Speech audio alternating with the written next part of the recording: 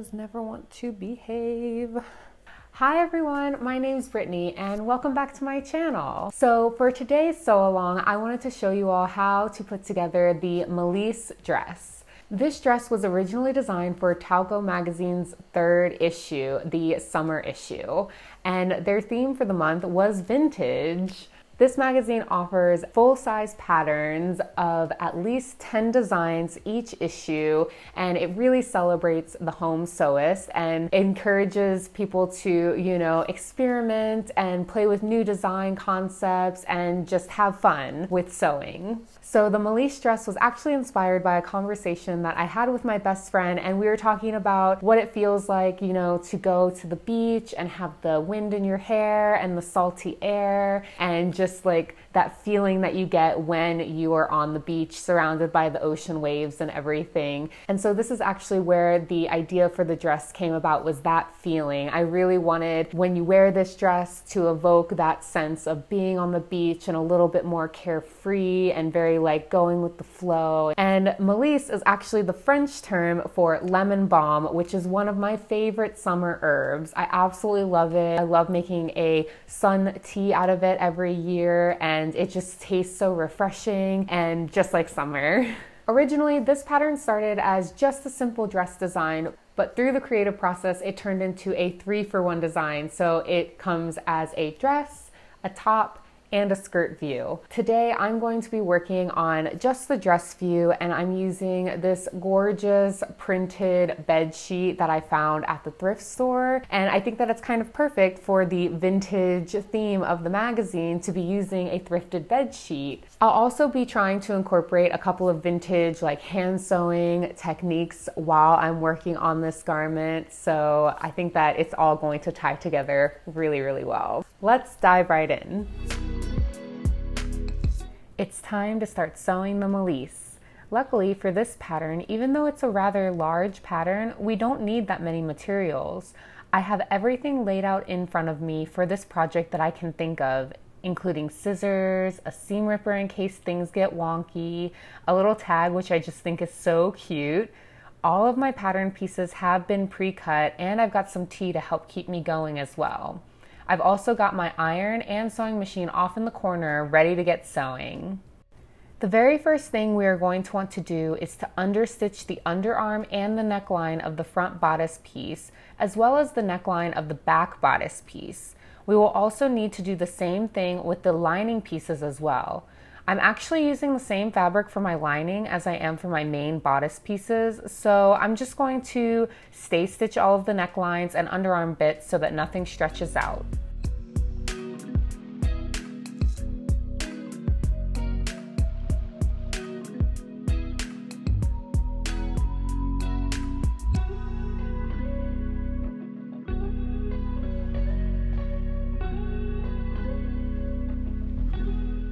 Now would be a really great time, if you have a tag, to add it to the back bodice lining piece of your garment. Since my lining and main bodice fabrics are the same, this is actually going to help me distinguish between the two a bit more easily. So I'm just going to pin it in place and then sew it.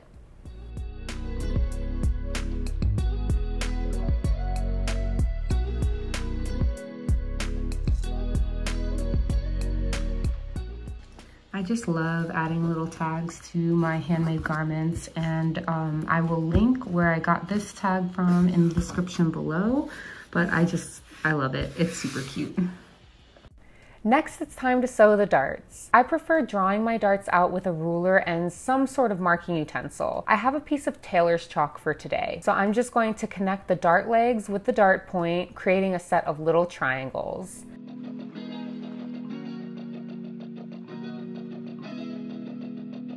Then I'm going to pinch the dart, matching up the 2 dart legs at the end and pinning, going down to a tapered point. So I'm pretty much pinning out a triangle on both darts.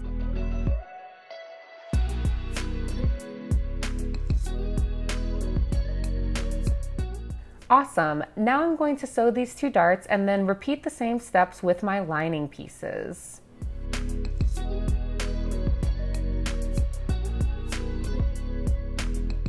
Next up, we're going to tie off our dart ends and then press our darts down towards the waist. I like to do this over a pressing ham as it gives the softest and most rounded look to a bust dart.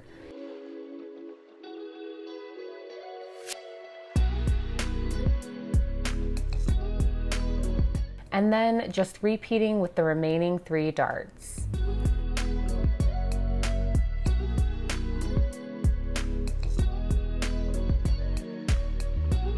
Now we can officially attach the front bodice to the back bodice along the side seams.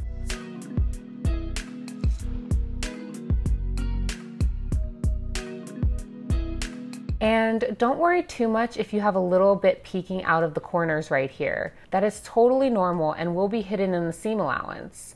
Repeat this pinning process with your bodice lining and then sew up all your side seams.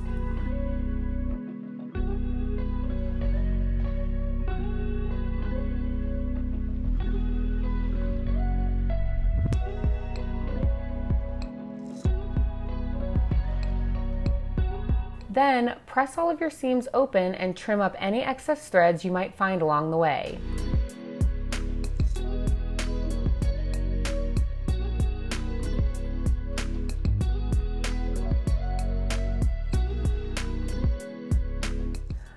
Nodame, what are you doing? Are you sleeping on the job? You are sleeping on the job, huh? Cutie patootie. So set your bodice pieces aside for now and grab your strap pieces. Mine have already been cut out so that the right sides are facing each other, which is awesome because that's exactly what we need. Now all I have to do is pin these 2 longer edges together and then sew them into place.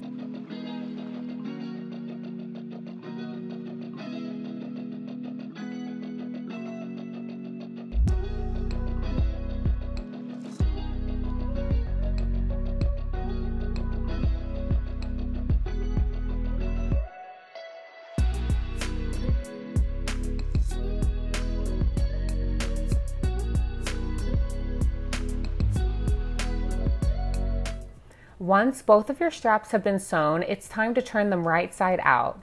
Because the straps are so wide, this should be pretty easy. You can even just use your fingers to turn them out, or you can opt for turning them out with your preferred method, such as a safety pin or chopstick. Once they've been turned right side out, give each strap a good press.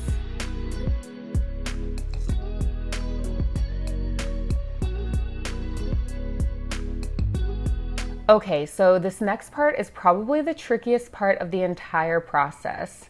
It's so tricky, even I managed to get it wrong on my first go round. Whoops. So if some parts of this voiceover don't match what I'm actually doing, that's why. So what we're going to do, I'm going to work with 1 strap at a time. What we're going to do is place the sharper edge of the front strap, as labeled on your pattern piece, pointing away from the neckline, not towards it as I have done. You'll pin your strap into place between the 2 notches along the front bodice armhole edge. Again, the sharper edge should be facing away from the neckline, not towards it as mine is currently. Then we're going to flip the entire bodice over and then wrap the strap around and attach this edge to the opposite of the back side. So not this side, but the opposite, so that we have that crisscross back. That part I managed to get right. However, you will want to again make sure that the sharper point of the strap is actually facing towards the side seam of your bodice rather than towards the center back as I currently have it. And you'll place this piece between the back notch and the side seam of your bodice. I hope this makes sense. I'm truly sorry for mixing up my strap pieces while filming. Once you are confident it has been pinned into place correctly, repeat these same steps with your second strap.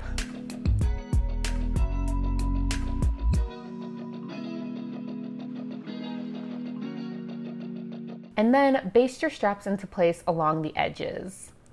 Does anyone have a good guess as to how long it took me to even realize my strap mistake? Okay, so for this next part, it's also a little tricky because the straps can get in the way. So what we want to do is make sure that the straps are pointing downwards, because what we're going to do is sew the lining of our bodice to the main bodice all along the top edge, and we don't want to accidentally catch the straps in that top edge. So with your lining, you're going to flip it over to the wrong side, and you're just going to slide it over your main fabric piece so that the right sides are touching. And what we're going to do is we're just going to pin all along the top edge, matching up any notches and side seams along the way.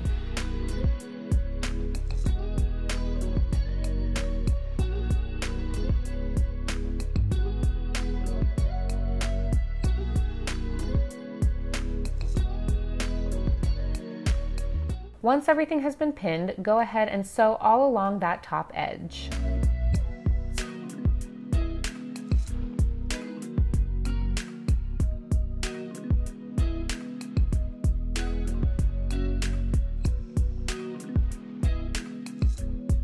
And I'm sure all of you know by now that I really love reinforcing any corner stitches with just a few back stitches. So that's what I've done here at any corner piece that I know that I'll be clipping into in the next step. I've just gone ahead and reinforced it so that it's nice and strong.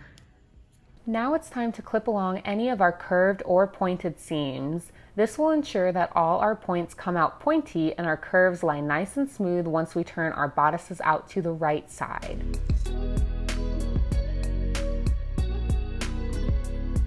Awesome! Now we can flip our project to the right side so that we pretty much have a bodice. So your bodice should look a little something like this, and this is obviously the lining side for me because of the tag right here. We are now going to understitch the lining into place. If you've never understitched before, basically what we're going to do in this step is attach the lining of our bodice to just the seam allowance. So we will be sewing with this kind of like open and sewing just along this edge here and catching the seam allowance. So right here, and you're just going to sew all along this edge all the way around as far as the bodice will allow you. Understitching basically just tucks the lining in so that it never peeks out. I just realized that I think that I sewed my straps wrong. Oh my gosh, I did. Look at that. Look at how they look. Your straps should not go this way. Okay, so I'm going to go redo this now. Lucky for me, I had my seam ripper ready to go, right?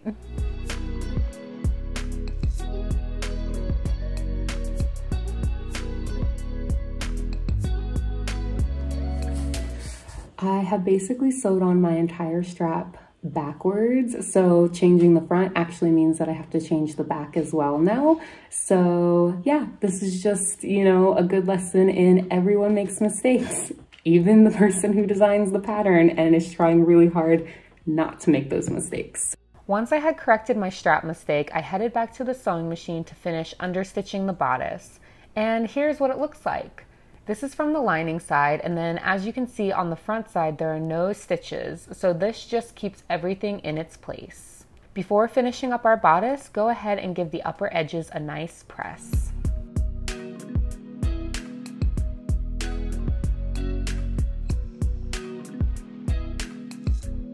The last thing that we're going to do is pin, then baste the bottom edges of the lining plus bodice pieces together so that the bodice itself is easier to attach the waist tie and skirt later on in the process.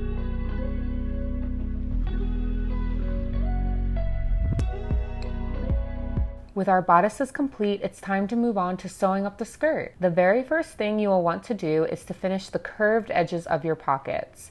I've gone ahead and finished my own pocket pieces using a zigzag stitch, as I only have black serger thread right now and it would have shown through the skirt. Plus, I know that not everyone owns a serger, and I think it's really important to show how good a zigzag finish can look. I quite like this style of finishing as it is very much within our vintage theme today.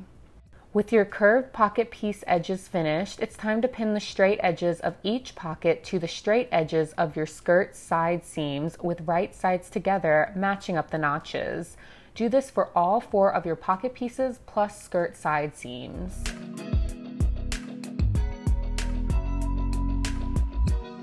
All right, now we're just going to sew a straight stitch and finish the entire straight edge of the seam as well.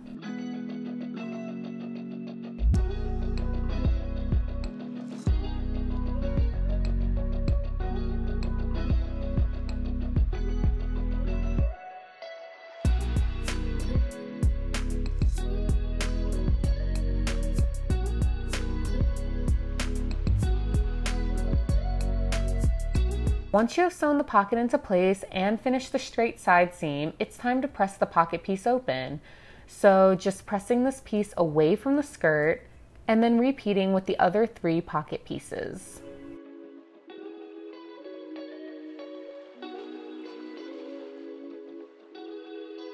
Then understitch the straight pocket edge for all of your pocket pieces.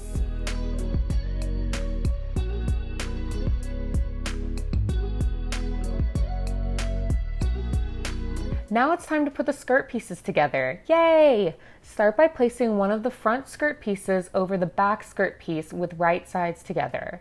Be sure to match up the pocket and then pin all the way around the pocket and down the side seam.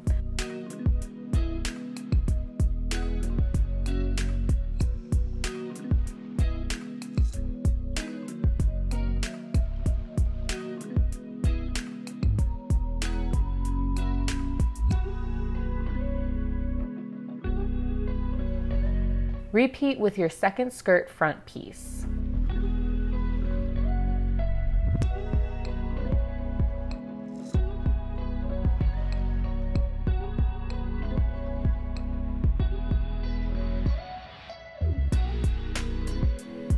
Then sew your skirt pieces together, making sure to go around your pocket piece as you sew. We don't want to accidentally sew our pockets shut.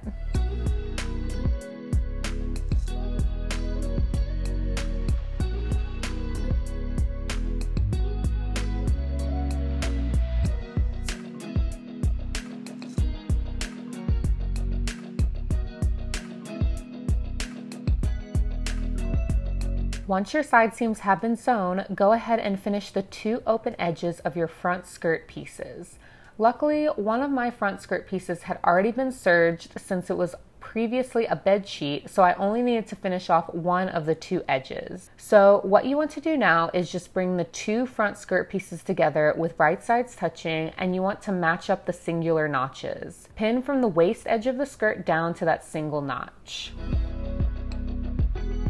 Now we're going to sew from the waist edge to here, leaving this part open because this is the slit of the dress. So if you want your slit to be a little bit higher, you can simply stop sewing before your notch, and if you want it to go down lower, sew past that single notch.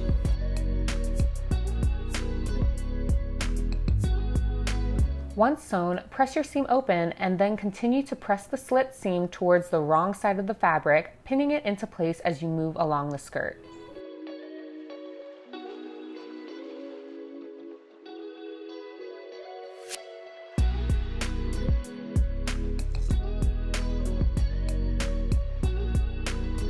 To finish this part up, sew from the opening of the slit all the way down to the hem.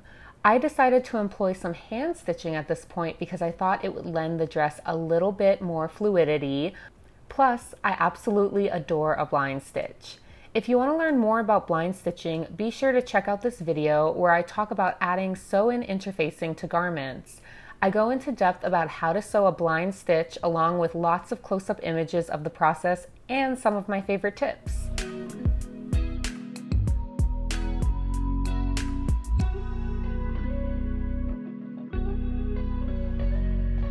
So this next part is different from how the instructions are explained in Talco magazine. So if you're utilizing the instructions from the magazine, feel free to skip this part.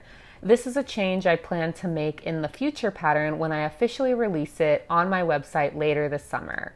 So what I did was I actually added more volume and width to the back skirt pattern itself. I did this because in all the original samples of the dress, there was no gathering in the back skirt. All of it was in the front skirt, and I really wanted the gathers to be a bit more uniform across the entire skirt of the dress, but I also wanted to keep the back bodice sitting close to the body without any gaping. So my solution was to add extra width to the back skirt and then physically gather it to fit the back bodice. That way, the bodice is able to remain close fitting and the skirt itself gets that beautiful gathered effect that isn't possible with just the waist tie. If you haven't gathered something before, I'll pop a link to a video all about gathering fabric here. For this next step, we will only be gathering the back skirt panel here, so leave the front portion be and create 2 lines of gathering stitches along the back skirt's waist edge.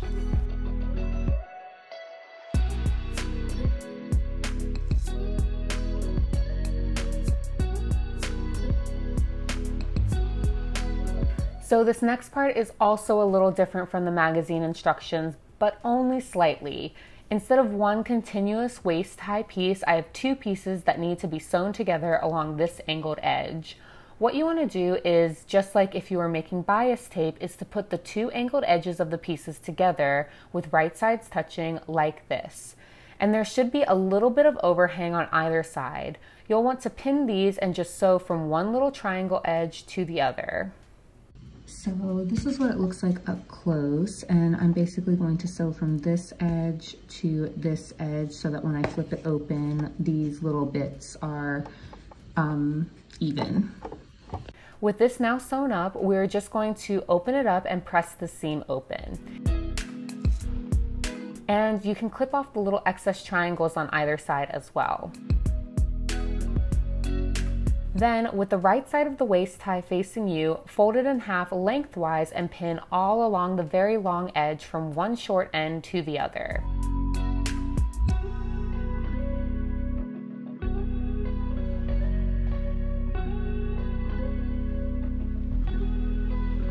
Once that's all pinned, you're going to sew all the way from one end to the other.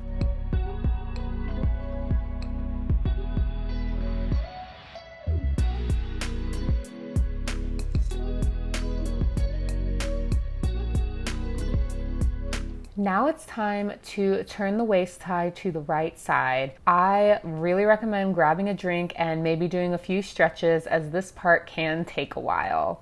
You can turn your strap using a rouleau turner, chopstick, or safety pin. I chose to use a tiny safety pin as I thought it would be the easiest of all the options based on how long the waist tie is.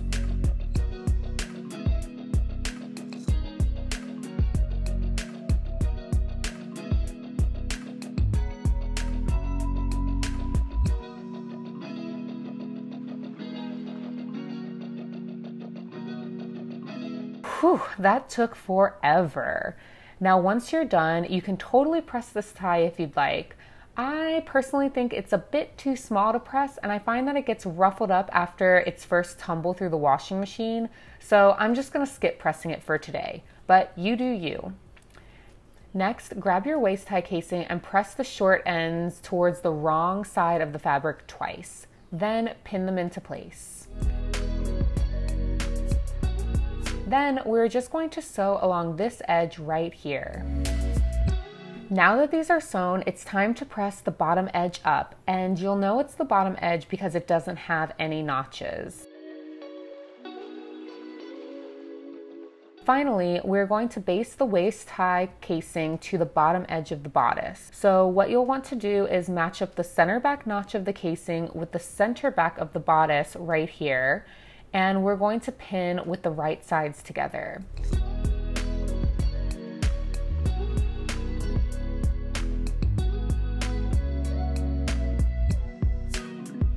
Once you're done pinning, you should have a few inches of space on either side of the center front bodice free from the waist tie, and that's totally fine because this is actually where our waist tie is going to come out. So now that everything is pinned, go ahead and just baste the entire waist tie piece to the top.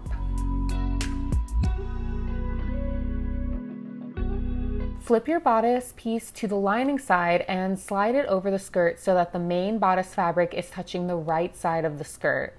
I'm going to go ahead and mark this side so that it's a bit easier to see my lining. So this side is the lining with the 2 pins. And then I'm going to continue to slide the skirt into place, making sure to match the side seams and any notches along the waist edge.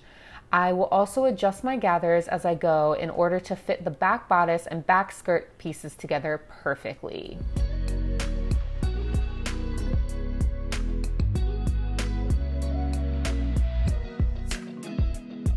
Now that this is all pinned into place, I'm going to sew around this entire bit, catching all 3 layers, and then I will practically have my dress.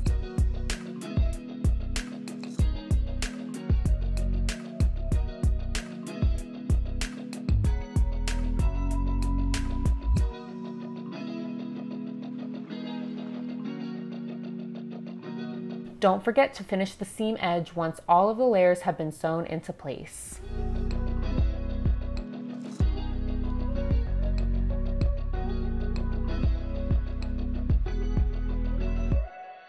Oh my goodness, your dress is nearly complete. So this next step, we need to press the waist tie casing down and pin it to just the skirt piece. You can use an iron for this part if you want, but it isn't necessary. I'm going to start with the front here. And you want to make sure that you are only pinning through 1 layer of the skirt and the waist tie.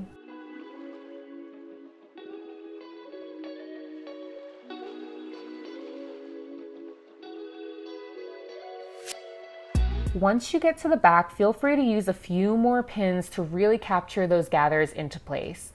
I know I wasn't afraid to use all the pins I had to get this part looking the best I possibly could. All right, so this is what the back looks like. Now we're just going to sew a little stitching all the way around to lock this into place. As I'm sewing through the back gathers, I'm also adjusting them to make sure that they're lying flat and are as even as possible.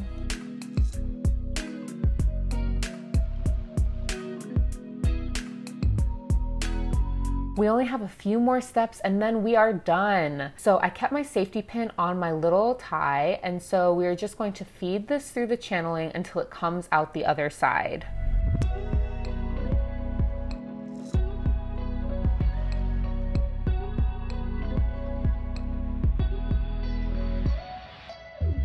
Yay, it's out the other side. So one of my little tricks is if you ever have trouble with your waist ties coming out in the wash or constantly getting uneven, what I like to do is sew a line of stitches right here at the center back. So I'm just pinning through all these layers, and then I'm going to sew a few stitches so that my tie forever remains in the correct place. And here is that little line of stitches that I was talking about that holds everything together. Okay, so to finish up our ties, all we're going to do is tie the ends into little knots and then clip off any excess fabric. Easy peasy. Last but not least, it's time to tackle this monster of a hem. Press the hem towards the wrong side of the fabric twice and then pin into place.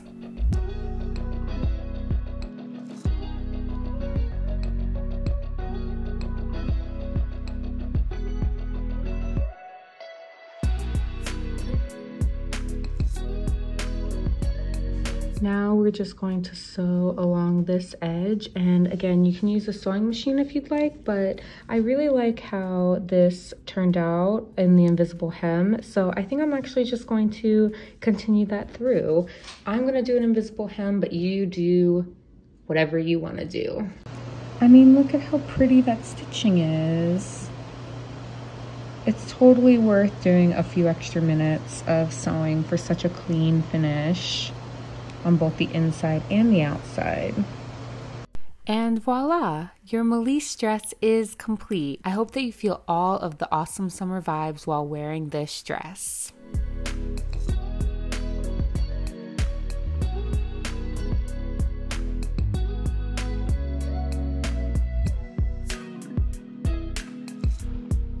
Thank you so much for joining me for this sew along, and I hope that you really enjoyed it. Feel free to like and subscribe if that's your thing, and let me know in the comments below which of my patterns I should do a sew along for next. Bye! You always want to say goodbye to everyone, huh? You're so cute. Look at your pretty little eyes. You look so cute.